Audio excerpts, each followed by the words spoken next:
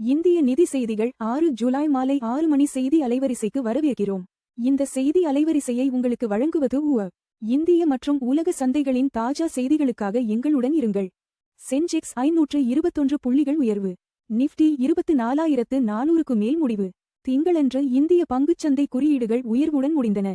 Sensex 78,285.07 ஆகவும் Nifty 50 24,430.35 ஆகவும் முடிவடைந்தன. முதலீட்டாளர்கள் சுமார் 2 லட்சம் ரூபாய் கோடி சந்தை மதிப்பை ஈட்டினர். HDFC வங்கி 3.60 விழுக்காடு உயர்வு. இண்டஸ்இண்ட் வங்கி 3.64 விழுக்காடு ஆதாயம். திங்களன்று வங்கி பங்குகள் சந்தை உயர்வை வழிநடத்தின. HDFC வங்கி 829 ரூபாய் 85 பைசா ஆகவும் இண்டஸ்இண்ட் வங்கி 1009 ரூபாய் 80 பைசா ஆகவும் முடிந்தன. நிஃப்டி பாங்க் குறியீட்டு 58,291.50 ஆக 0.61 விழுக்காடு உயர்வுடன் முடிவடைந்தது. கோட்டக் வங்கி 3.89 விழுக்காடு வீழ்ச்சி. TCS திங்களன்று 1.71 விழுக்காடு சரிவு. கோட்டக் மஹிந்திரா வங்கி 381 ரூபாய் 30 பைசா ஆக 3.89 விழுக்காடு சரிவுடன் முடிந்தது. திங்களன்று நிஃப்டி 50 இல் முக்கிய இழப்பாளர்களில் ஒன்றாக இருந்தது. TCS 2057 ரூபாய் 60 பைசா ஆக 1.71 விழுக்காடு வீழ்ச்சியடைந்தது. விப்ரோ 174 ரூபாய் 32 பைசா ஆக 1 விழுக்காடு சரிவுடன் முடிந்தது. இன்போசிஸ் NYSE ADR 4.79 விழுக்காடு உயர்ந்து $11.16 ஆனது.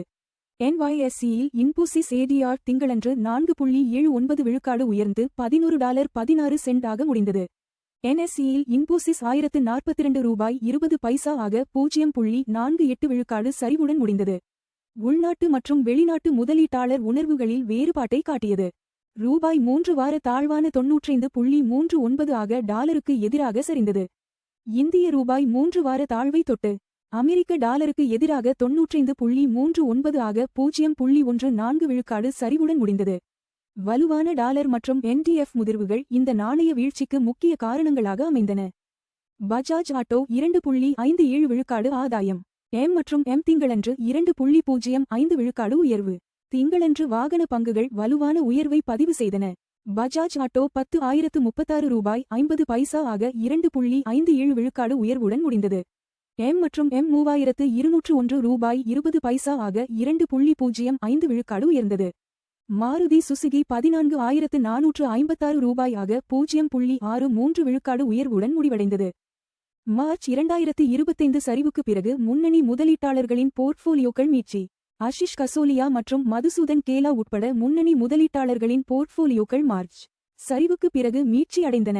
1000 ரூபாய் கோடிக்கும் அதிகமான பங்களிப்பு கொண்ட முதலீட்டாளர்களின் சராசரி போர்ட்ஃபோலியோ மீண்டும் உயர்ந்தது. ஸ்டெர்லைட் டெக்னாலஜிஸ் கீப் மூலம் 1500 கோடி ரூபாய் திரட்டியது. ஸ்டெர்லைட் டெக்னாலஜிஸ் தனது வளர்ச்சி திட்டத்தின் அடுத்த கட்டத்திற்கு நிதியளிக்க கீப் மூலம் 1500 ரூபாய் கோடி திரட்டியது. இந்த கீப்பில் உள்நாட்டு மற்றும் உலகளாவிய நிறுவன முதலீட்டாளர்கள் பங்கேற்றனர். இந்தியா இஸ்ரேல் இருதரப்பு முதலீட்டு ஒப்பந்தம் நடைமுறைக்கு வந்தது. இந்தியா மற்றும் இஸ்ரேலுக்கு இடையே இருதரப்பு முதலீட்டு ஒப்பந்தம் நடைமுறைக்கு வந்தது. இரு நாடுகளுக்கிடையேயான முதலீட்டை ஊக்குவிப்பதை நோக்கமாக கொண்டது.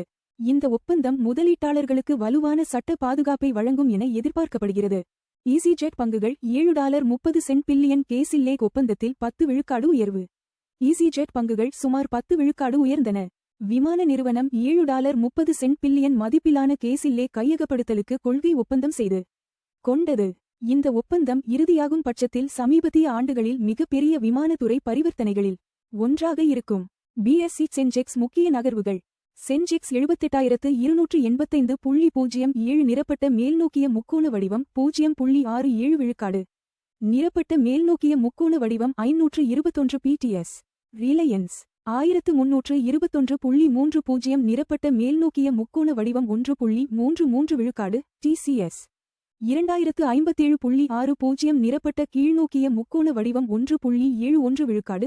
HDFC வங்கி 829.85 நிரப்பட்ட மேல்நோக்கிய முக்கோண வடிவம் 3.60 விழுக்காடு.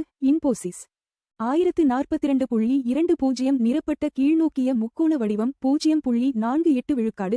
SBI 1037.70 நிரப்பட்ட கீழ்நோக்கிய முக்கோண வடிவம் 0.22 விழுக்காடு. ICICI வங்கி 1426.90 நிரப்பட்ட மேல்நோக்கிய முக்கோண வடிவம் 1.10 விழுக்காடு. அதிக லாபம். HDFC பேங்க் நிரப்பட்ட மேல்நோக்கிய முக்கோண வடிவம் 3.60 விழுக்காடு. அதிக நஷ்டம். TCS நிரப்பட்ட கீழ்நோக்கிய முக்கோண வடிவம் 1.71 விழுக்காடு. தங்கம் விலை நேரடி புதுப்பிப்பு.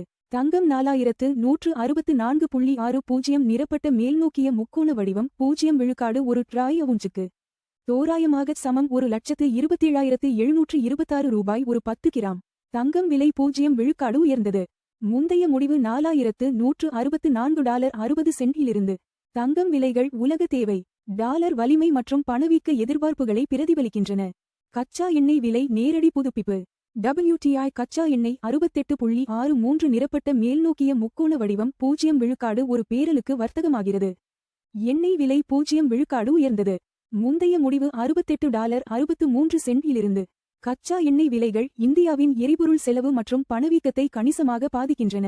USD முதல் INR நேரடி மாற்று விகிதம். $95.39 நிரப்பட்ட கீழ்நோக்கிய முக்கோண வடிவம் 0.14 விழுக்காடில் இந்திய ரூபாயுடன் வர்த்தகமாகிறது. 14 பைசா விழுக்காடு வலுவானது. முந்தைய முடிவு $93.53 இலிருந்து. பலவீனமான ரூபாய் இறக்குமதி செலவுகளை அதிகரிக்கிறது. ஆனால் எஃகு மற்றும் மருந்து ஏற்றுமதியாளர்களுக்கு பயனளிக்கிறது.